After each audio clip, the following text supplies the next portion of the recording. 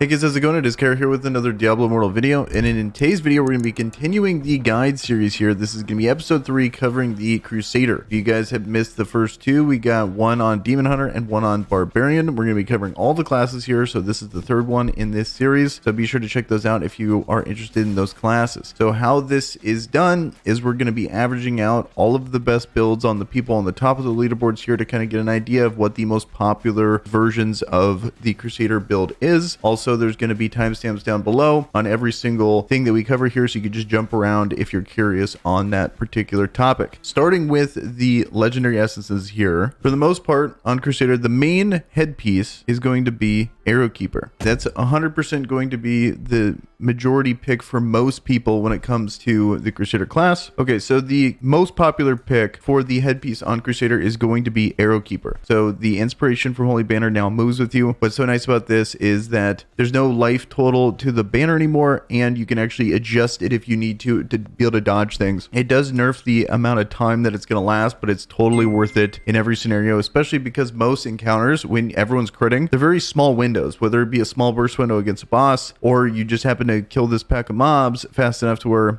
you know, because everyone's critting, it doesn't really matter. So just these small burst windows are fantastic, and then having a smaller time period on your banner is really not that big of a deal. Another option you can do is going to be over here. This one is, if you're not taking banner, I'd recommend this, where your consecration now moves with you. I've been using this in the fractured plane, which is kind of fantastic in that if the more solo the content, the better. Might not necessarily need banner in those scenarios, even though when I'm playing by myself, I still really like banner because it's just so impactful to be able to crit in that window there. But this is another option for you if you just want to do all damage yourself. Also, take this with a grain of salt. This is probably one of the bigger whales on the server, so he's probably bringing the most damage in the parties that he's in, so maybe he doesn't really care about doing that, or he's just playing a lot of solo. Okay, so now let's move to the shoulders. There's two main options. The first one is going to be Drawn Quarter, increased by 30%. I like this one a lot because the next one is going to be about your banner increase, but Drawn Quarter is the main thing that you're using. You're moving from camp to camp, so having a longer banner, like I was saying, where it's just these small burst windows, doesn't really matter too much, in my opinion. I've always liked this one more because I want to just go to the next place as long as possible and stay on my horse as long as possible. So this is the one I prefer, but another option would be the Folly of Zakram, probably butchered that name, increasing the holy banner duration by 30%. I feel like in longer encounters where you're trying to beat a boss or something like that and you need consistent long DPS, this is going to be better than Drawn Quarter, but in 99% of scenarios, you're going to be open world farming, you're going to be moving around in dungeons, so I think the Drawn Quarter is better. So now let's go to the chest plate. I feel like there's a lot of different options here. This is a good one where your consecration radius is increased by 20%. It really just depends on what you're doing. One of them that I really like, especially in PvP, is going to be Inhume Plate, especially if you actually rely on your teammates and want to, you know, team up with people that you're going to believe in. Like, for example, in the Shadow War, where you're in the Rite of Exile, you're facing people there, and you can actually group up and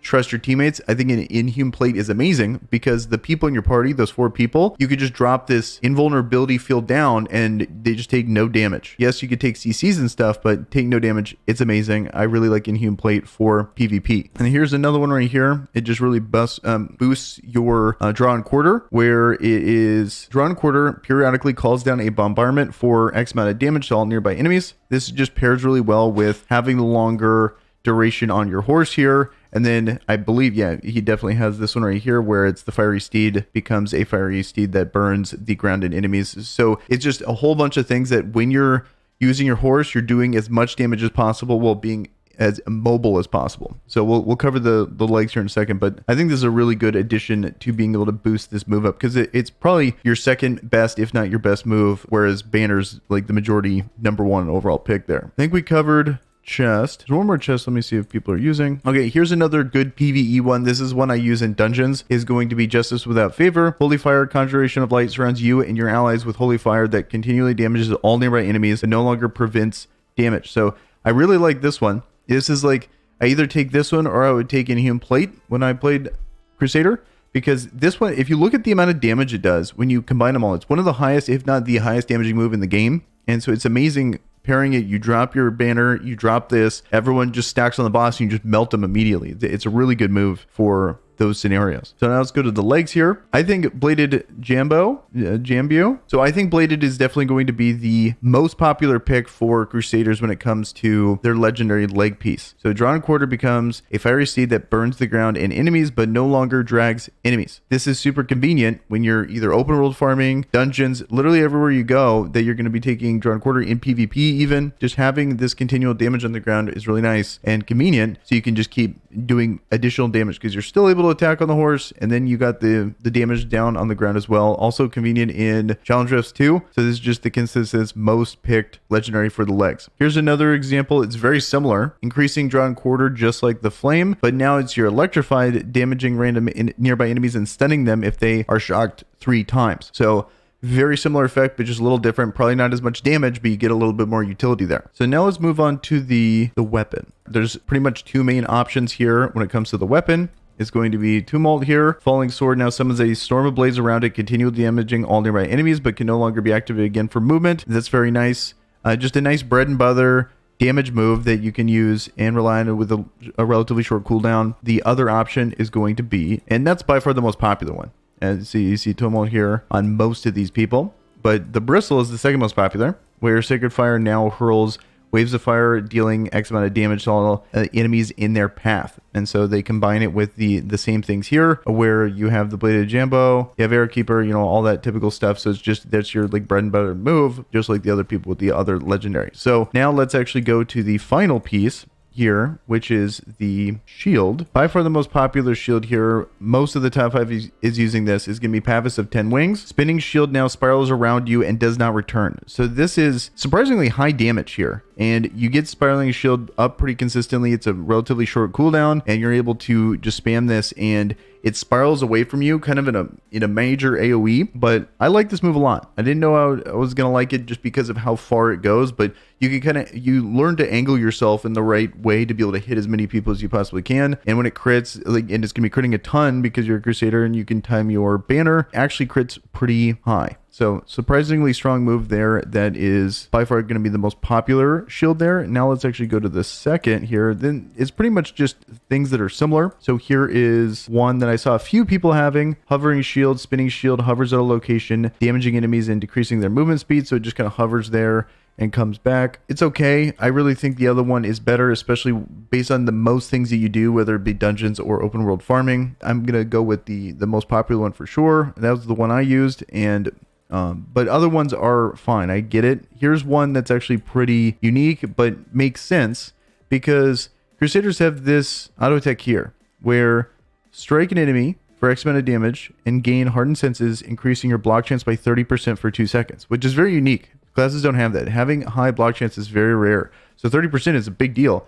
Then you combine this with this Grimcrack. Then you combine it with Grimcrack Buckler. While Punish has granted you hardened senses, your blocks will trigger an explosion, dealing X amount of damage to all nearby enemies. So not only are you taking less damage, but then you're able to kind of do a reflection there. So interesting choice there when it comes to this. Most people take the other skill for the auto attack, which is Sacred Fire. The air with holy flames from your weapon, dealing X amount of damage to an enemy, and 25 as much to all other enemies in front of you. So it's kind of a cleaving ability. Whereas the other one's going to be significantly more protective. You're going to be a lot tankier because you're giving yourself the block chance. And if you take Buckler, then you're able to reflect some of that damage. So I think that's pretty interesting. So now that we got the legendary essences, let's talk about the set bonuses that I think are best for the Crusader class. Issachar Imbued, I think, is going to be the universal. Every class should just take this one in the 2-piece for most content, because each time you defeat an enemy, you gain 30% increased movement speed for 2 seconds. So the 2-piece set here is just too good not to have on you most times. This is not going to be something you use for hard content like PvP, for example, or if you want to really punch up on a challenge rift, but it's still so convenient that most people are going to have this on. It's just, this is by far my favorite piece. You really notice it in open world farming, stuff like that. Just, it's a very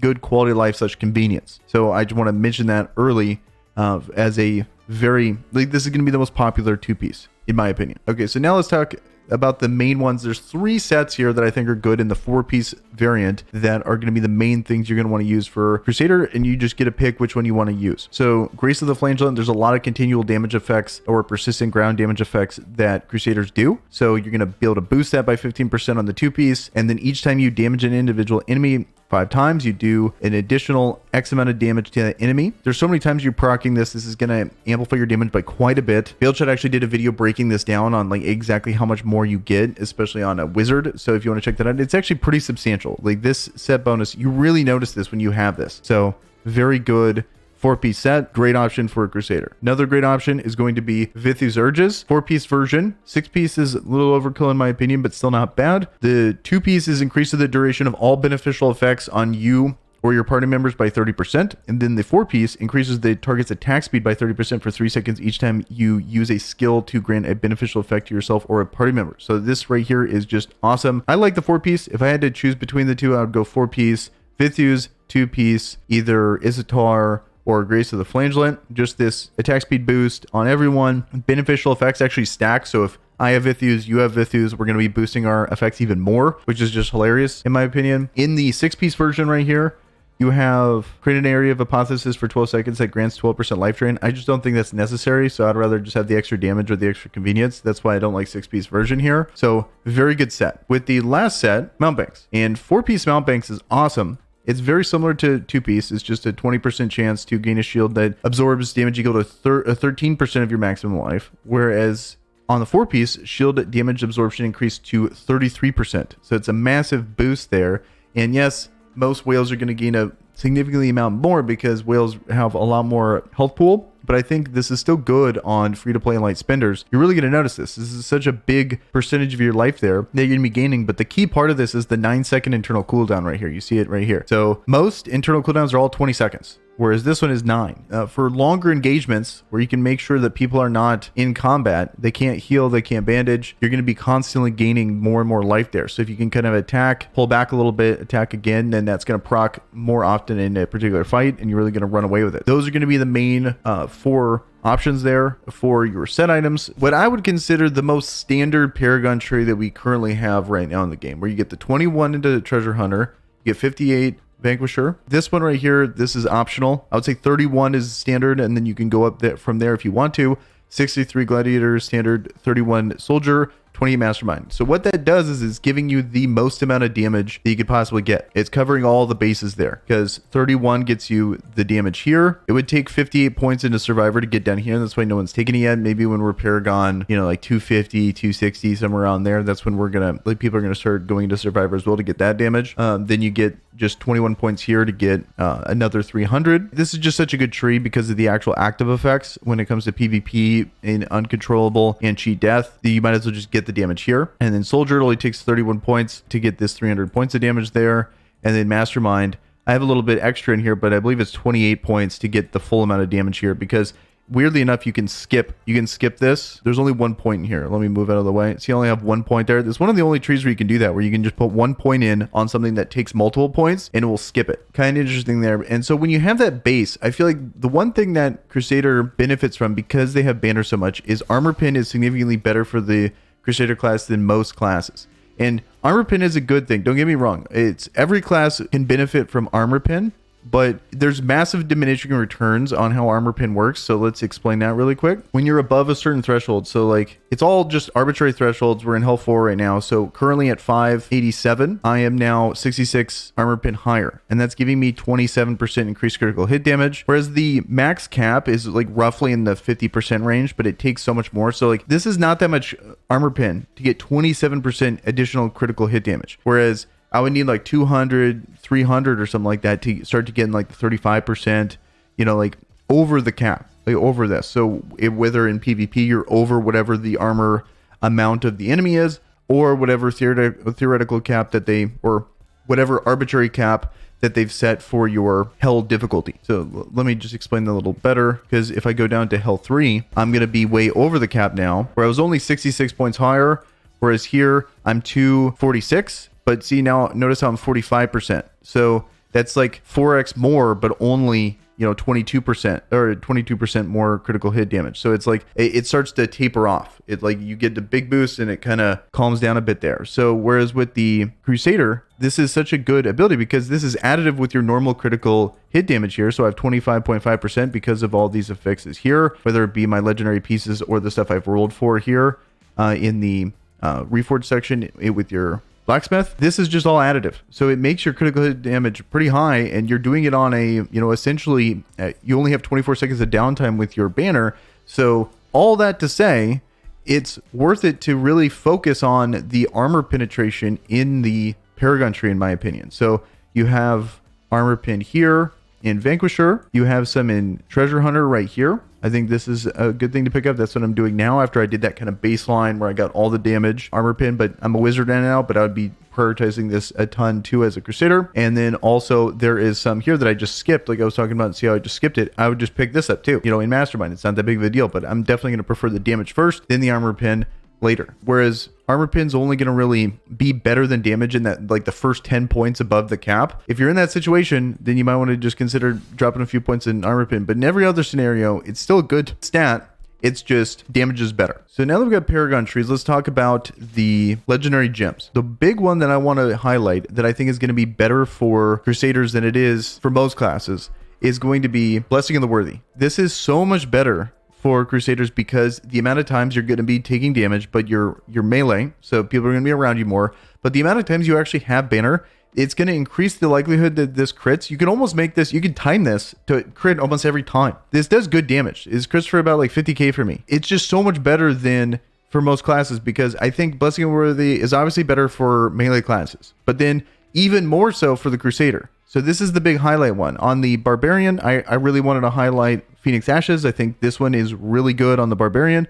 In this case scenario, I really noticed just how much better Blessing of the Worthy is for the Crusader. It would definitely move up a tier. It would probably be an S tier gem for the Crusader. If you're really going to commit to the Crusader class and you have one of these gems, then everything else is going to be pretty standard. The best gems being Bottled Hope, Bloodsoaked Jade, Seeping Bile, and then this one's good too, Howler's Call, right up there. I would say this one moves up a tier 2. I would say this one moves up a tier 2, Howler's Call with Blessing of the Worthy for the same principle, because this is on a 20-second internal cooldown. This is also on a 20-second internal cooldown. Being able to time that with your banner it's actually going to be pretty likely, and you're going to be actually critting with these far more likely than you would other classes where it's so random. Like you only have about anywhere from 10 to 21, 25 critical hit chance at most. Timing that 20-second internal cooldown with that level of crit chance is very unlikely. Whereas with this guy, you're having a 100% chance, you know, every 20 seconds. So it's, or every 30 seconds. So it's like actually really likely. So those ones move up a tier, but everything else, probably the 6 best, if I had to guess, would be, you got the Bloodsoaked Jade, Bottled Hope, Seeping Bile,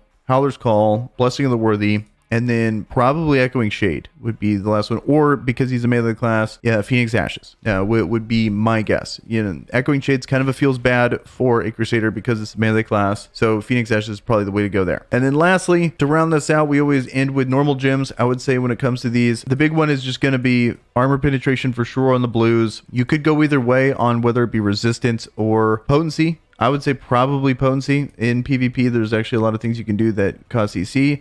Damage, obviously, on the reds. So nothing too crazy there when it comes to the Crusader. That's going to do it for this video here. That's going to be breaking down the Crusader class. Let me know in the comments below if you guys have any more questions. And with that, guys, I'm out of here. Peace.